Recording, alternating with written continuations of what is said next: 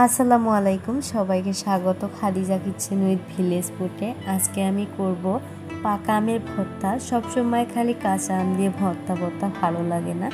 আজকে একটু অন্য স্টাইলে পাকা আমের ভর্তা খেয়ে দেখব কীরকম লাগে।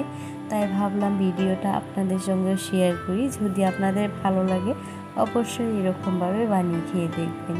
পাকা আমের খোসাগুলো এড়িয়ে নিলাম, এক এক করে সবগুলো খোসা এড়িয়ে নিব।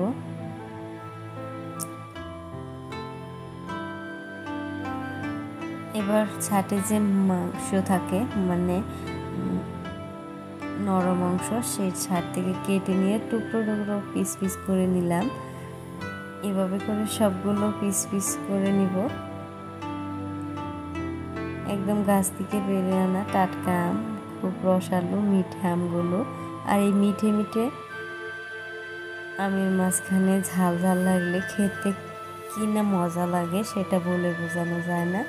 এবার কয়েকটা কাঁচা লঙ্কা নিয়ে নিলাম, লবণ, ডলে একটু থেতো করে নিব লঙ্কাগুলো।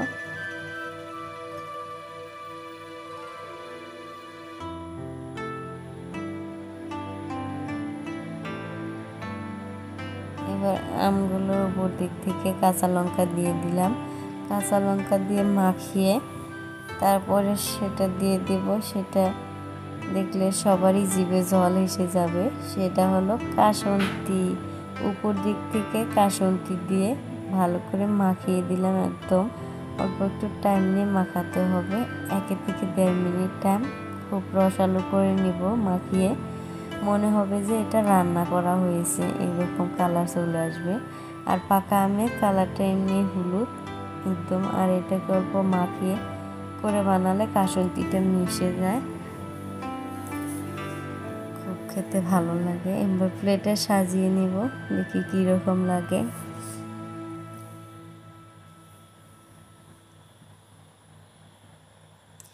একদম খুব সুন্দর হয়েছে, কালারফুল, দেখলে খেতে মন যাচ্ছে।